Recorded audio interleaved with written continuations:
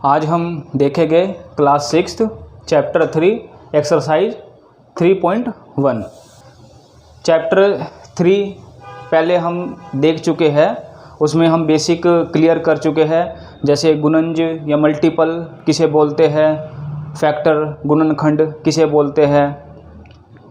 आज हम चैप्टर 3 के बारे में और समझेंगे और प्रश्नावली 3.1 देखेंगे। ये कुछ पॉइंट है जिसमें इस चैप्टर के बारे में क्लियर से समझाया गया है कि इसमें इस चैप्टर में है क्या। नंबर 1, एक प्रत्येक संख्या का एक गुणनखंड होता है। गुणनखंड यानी फैक्टर। कैसे? 6 मल्टीप्लाई इंटू 1 6। तो जो एक है, एक 1 है, वो हर एक संख्या का, प्रत्येक संख्या का गुणनखंड होता है, यानी कि फैक्टर होता है। ठीक है। नंबर 2, प्रत्येक संख्या सव्य अपना एक गुणनखंड होती है। कैसे होगा? जैसे मान लो 7 गुना 1, 7 जो है वो अपना एक फैक्टर होगा 7। नंबर 3, एक संख्या का प्रत्येक गुणनखंड उस संख्या का एक पूर्ण विभाजक होता है। जैसे मान लो 6 के गुणनखंड क्या क्या होते हैं? 6 के गुणनखंड आप देख लो 1 2 3 और 6। अब 6 जो है 1 से भी डिवाइड हो जाएगा, 2 से भी डिवाइड हो जाएगा, 3 से भी डिवाइड हो जाएगा और 6 से भी डिवाइड हो जाएगा। तो हम कह सकते हैं कि एक संख्या यानी कि जो 6 है, 6 है, एक संख्या का प्रत्येक गुणनखंड उस संख्या का एक पूर्ण विभाजक होता है। नंबर 4, एक दी हुई संख्या का प्रत्येक गुणनखंड उस संख्या से छोटा या उसके बराबर होता है। आप यहाँ पर देख सकते हैं। नंबर 4, एक दी हुई संख्या का प्रत्येक गुणनखंड उस संख्या से छोटा या उसके बराबर होता है। 6 के गुणनखंड कितने हो गए? 1 2 3 और 6। तो हम कह सकते हैं कि जो 6 है हमारा, ये मल्टीपल है, जो गुणज है, इसका जो एक संख्या का जो गुणनखंड है वो इससे छोटे या इसके बराबर, जैसे 6 इसके बराबर है और 1 2 3 इससे छोटे हैं। तो हम कह सकते हैं कि एक दी हुई संख्या का प्रत्येक गुणनखंड उस संख्या से छोटा या उसके बराबर होता है। पॉइंट 5वां क्या कहता है? एक दी हुई संख्या के गुणनखंडों की संख्या परिमित होती है। जैसे मान लो हम 6 का 1 2 3 और 6, ये आगे तक नहीं जाएगा, ये आगे तक नहीं जाएगा, ये सिर्फ 6 तक ही रहेगा। ऐसे ही आप 7 का देख सकते हो, 1 और 7, ये भी आगे तक नहीं जाएगा। ठीक है। तो हम कह सकते हैं इसके गुणनखंडों को हम गिन सकते हैं, जिनके जिस संख्या के हर एक संख्या के हम गुणनखंडों को गिन सकते हैं, यानी फैक्टर्स को गिन सकते हैं। पॉइंट 6 क्या कहता है? एक संख्या का प्रत्येक गुणन उस संख्या से बड़ा या उसके बराबर होता है। एक संख्या का गुणनज यानी कि मल्टीपल्स, एक संख्या का गुणनज या मल्टीपल्स उस संख्या से बड़ा या उसके बराबर होता है। जैसे मान लो कि हम 5 के गुणनज मल्टीपल्स क्या निकलेंगे? 5 10 15 20 और ये आगे तक चलते जाएंगे, यानी कि ये 5 से बड़े या 5 के बराबर हो सकते हैं।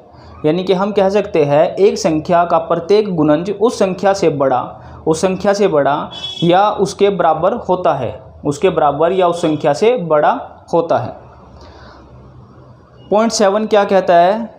एक दी हुई संख्या के गुणनजों की संख्या अपरिमित होती है। अपरिमित यानी कि जैसे मान लो इसके गुणनज यानी मल्टीपल्स इससे ज़्यादा हो गए, यानी कि इसको हम गिन नहीं सकते, इसलिए ये अपरिमित हो गए, इनफिनाइट हो गए, ये इससे ज़्यादा हो गए। पॉइंट 8 क्या कहता है? प्रत्येक संख्या सव्य का एक गुणज है। प्रत्येक संख्या सव्य का एक गुणज है, यानी कि हर एक संख्या अपना खुद का एक मल्टीपल्स है। गुणज यानी मल्टीपल, एक संख्या खुद का मल्टीपल है। तो उम्मीद करता हूँ मैं आप ये समझ चुके होंगे पॉइंट। चलिए अब चैप्टर 3 एक्सरसाइज 3.1 देखते हैं। इसका पहला क्वेश्चन है, निम्नलिखित संख्याओं के सभी गुणनखंड लिखिए। फैक्टर, इसके हमें फैक्टर निकालने हैं यानी गुणनखंड निकालने हैं। तो सबसे पहले हम 24 के गुणनखंड निकाल लेंगे, 24 के फैक्टर निकाल लेंगे।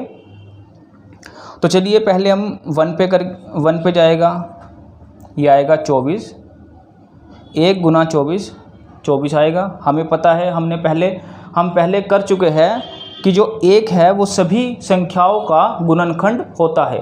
2 पे जाएगा, ये आ जाएगा 12, 24, 12 दूनी 24। 3 पे जाएगा, ये आ जाएगा 8 तिया 24, 8 तिया 24 हो जाएगा। ठीक है, 4 पे जाएगा, ये आ जाएगा 6, ये आ जाएगा 24। फिर 5 पे नहीं जाएगा ये, क्योंकि 5 के पहाड़े पे 24 नहीं आता। ठीक है, फिर जाएगा या 6 पे जाएगा, 6 गुना ये 4 आएगा 24। अब हम यहाँ पर ठहर जाएंगे, हम यहाँ पर रुक जाएंगे, क्योंकि 6 और 4, 6 और 4 पहले भी आ चुका है। तो हम कह सकते हैं कि 24 के गुणनखंड क्या हो गए, 24 के फैक्टर क्या हो गए, 1, 2, 3, 4, 6, 8, 12 और 24। तो 24 के गुणनखंड 1, 2, 3, 4, 6, 8, 12 और 24 इसके फैक्टर हो गए, गुणनखंड हो गए।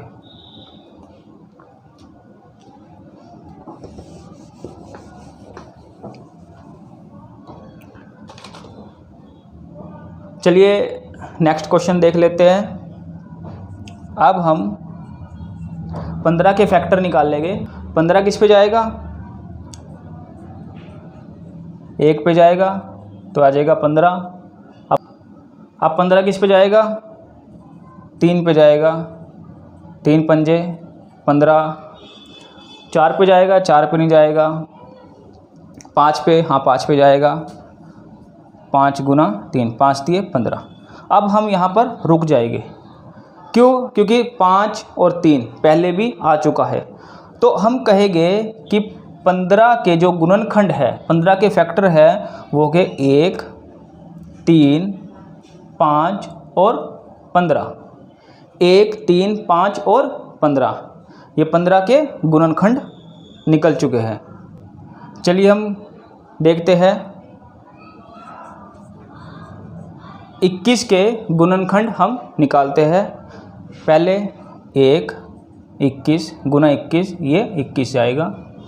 1 तो आपको करना ही करना है, क्योंकि जो 1 है, जो 1 है, वो सभी संख्याओं का गुणनखंड है, सभी संख्याओं के फैक्टर है। 1 गुना 21 इक्वल टू 21। फिर ये जाएगा 2 पे नहीं जाएगा, ये 3 गुना 7, 3 7 21। अब ये जाएगा 7 पे, 7 गुना 3, 7 या 21। अब हम यहाँ पर रुक जाएंगे, क्योंकि 7 और 3 पहले भी आ चुका है। हमें नंबर जो है वो रिपीट नहीं करने हैं, बार बार वही नंबर नहीं करने हैं। ठीक है, 7 और 3 पहले आ चुका है, तो हम यहाँ पर रुक जाएंगे। तो 21 के जो गुणनखंड है, 21 के गुणनखंड या 21 के फैक्टर क्या निकलेंगे हमारे, 1, 3, 7 और 21। 21 के फैक्टर निकल चुके हैं 1, 3, 7 और 21। चलिए अब देखते हैं हम 27 के फैक्टर। 27 के फैक्टर क्या हो गए, 27 जाएगा 1 गुना 27, 27 2 पे नहीं जाएगा। 27 किस पे जाएगा, 3 पे जाएगा, 3 गुना 9 बनेगा 27, 3 निम में 27। फिर जाएगा 9 पे जाएगा 27। अब ये 3 और 9 पहले भी आ चुके हैं, तो हम यहीं पर रुक जाएंगे। तो 27 के जो फैक्टर है हमारे वो है 1, 3, 9 और 27। 1, 3, 9 और 27 क्या है, 27 के फैक्टर है। चलिए अब देखते हैं हम 12 के फैक्टर। अब 12 के फैक्टर निकालने के लिए हमें क्या करना पड़ेगा, 1 × 12, 1 गुना 12, 12, 12 एकम 12, ठीक है, ये 2 पे जाएगा, 6 दूनी 12, या 2 छिक्के 12, ये 3 पे जाएगा, 4 तिये 12, फिर ये 4 पे जाएगा, 4 तिये 12। अब हम यहाँ पर स्टॉप हो जाएंगे, यहाँ पर रुक जाएंगे, क्योंकि 4 पहले भी आ चुका है और 3 भी पहले आ चुका है। तो हम कह सकते हैं कि 12 के गुणनखंड या 12 के फैक्टर क्या हो गए हमारे, 1, 2, 3, 4, 6 और 12। 12 के गुणनखंड हमारे निकल चुके हैं 1, 2, 3, 4, 6 और 12। चलिए अब 20 के फैक्टर निकालते हैं। 20 के फैक्टर क्या निकलेंगे, ये जाएगा 1 पे, 20 एकम 20, और ये जाएगा 2 पे, 2 गुना 10 20, 3 पे ये नहीं जाएगा, हाँ 4 पे चला जाएगा, 4 पंजा 20। अब ये जाएगा 5 पे, 5 चौका 20। अब हम यहाँ पर रुक जाएंगे, क्योंकि 5 और 4 पहले आ चुके हैं। तो हम 20 के गुणनखंड कह सकते हैं कि ये निकले 1, 2, 4, 5, 10 और 20। 20 के गुणनखंड निकल चुके हैं 1, 2, 4, 5, 10 और 20। 20 के फैक्टर हमारे निकल चुके हैं। चलिए अब हम 18 के फैक्टर निकालते हैं। अगर ऐसे ही आपके क्वेश्चन निकलते जाए तो कितना मज़ा आएगा आपको करने में भी। तो 18 के फैक्टर बताइए आप क्या निकलेगी। 18 के फैक्टर आप कमेंट कर सकते हैं हमें। 18 के फैक्टर निकालिए। चलिए 18 के फैक्टर मैं नहीं निकालता, 18 के फैक्टर आप निकालना। आप हमें कमेंट करके बताना कि 18 के फैक्टर, 23 के फैक्टर और 36 के फैक्टर क्या होंगे। ये आपका होमवर्क है। तो अब नेक्स्ट क्वेश्चन देखते हैं। चलिए नेक्स्ट क्वेश्चन की तरफ बढ़ते हैं। चलिए हम नेक्स्ट क्वेश्चन देखते हैं। दूसरा क्वेश्चन हमारा है, निम्न संख्याओं के प्रथम 5 गुणज लिखिए। गुणज यानी मल्टीपल, हमें मल्टीपल निकालने हैं इन नंबर्स के। तो 5 के मल्टीपल क्या होंगे, पहले हम 5 के गुणज निकाल लेंगे, 5 के मल्टीपल निकाल लेंगे। तो 5 के मल्टीपल, पहले 5 मल्टीपल क्या होंगे, 5 गुना 1 5, 5 गुना 2 10, 5 गुना 3 15, 5 गुना 4 20, 5 गुना 5 कितने हो गए 25।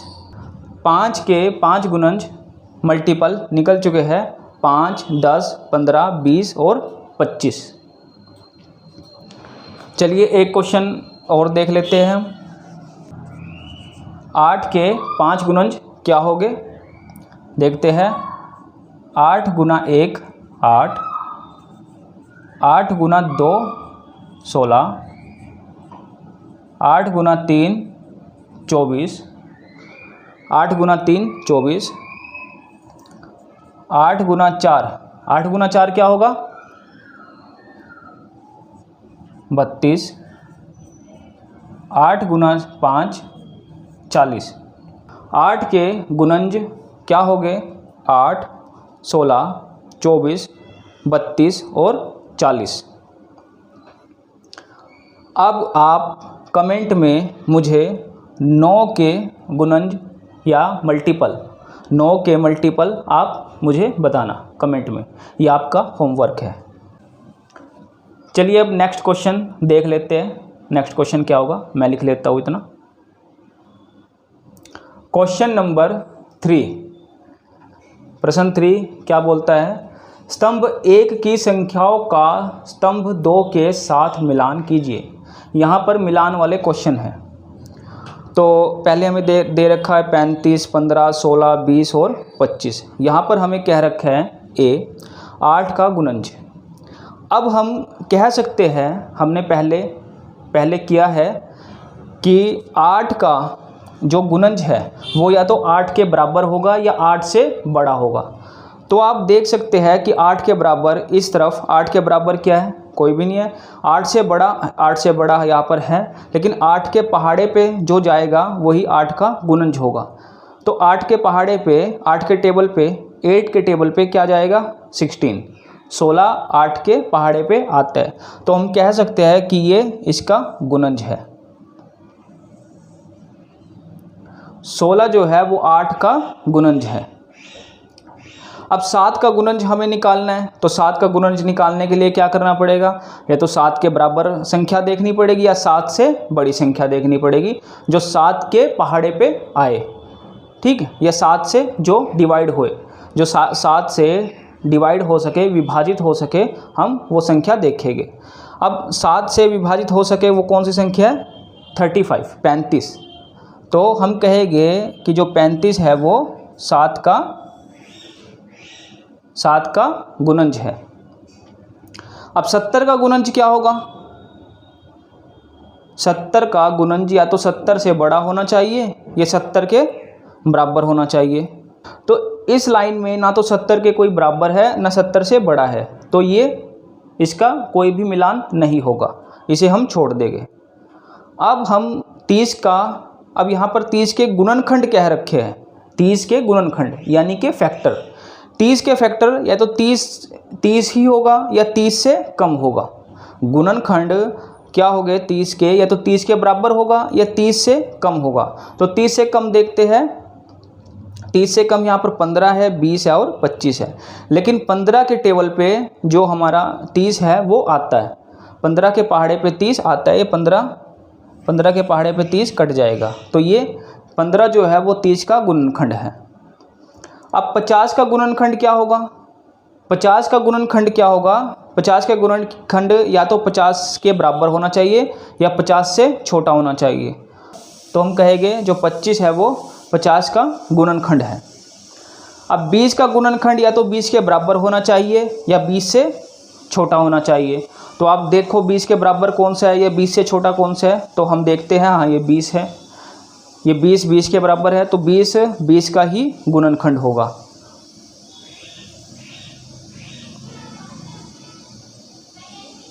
बीस जो है वो 20 का गुणनखंड होगा। तो ये तीसरा क्वेश्चन हमारा हो चुका है। तो चलिए बढ़ते हम चौथे क्वेश्चन की तरफ। क्वेश्चन नंबर 4, 9 के सभी गुणज ज्ञात कीजिए जो 100 से कम हो। गुणज यानी मल्टीपल निकालने हैं किसके, 9 के। तो 9 के मल्टीपल निकालने हैं जो 100 से कम हो। तो हमें पता है मल्टीपल कैसे निकालते हैं, आप 9 का टेबल लिख दीजिए, या फिर 9 गुना 1 9, 9 × 90, ये होगा 99। 9 गुना 11 बराबर 99। तो अब 99 100 से कम है। अगर हम 9 गुना 12 कर देंगे तो वो 100 से बड़ा हो जाएगा, हमें 100 से कम देखने हैं। तो यहाँ पर जो 9 के गुणज या मल्टीपल निकल चुके हैं, 9 18 27 36 45 54 63 72 81 90 और 99, ये 9 के गुणज हैं। तो ये चैप्टर 3 एक्सरसाइज 3.1 आपकी कंप्लीट हो चुकी है। अगर आपको इस चैप्टर में, इस एक्सरसाइज में कुछ समझ में ना आया हो, कोई ऐसी चीज़ हो, कोई ऐसे प्रश्न हो जो समझ में ना आया हो, तो आप हमें कमेंट के ज़रिए बता सकते हैं, आप पूछ सकते हैं। अब हम एक्सरसाइज 3.2 नेक्स्ट वीडियो में देखेंगे। आप ये वीडियो ज़्यादा से ज़्यादा बच्चों तक पहुँचाइए जिनको मैथ से डर लगता है, जो सोचते हैं कि मैथ बड़ा मुश्किल है, या जिनको समझ में नहीं आता मैथ। तो आप उन बच्चों को ये शेयर कीजिए, अपने फ्रेंड्स ग्रुप में आप शेयर कीजिए ये वीडियो।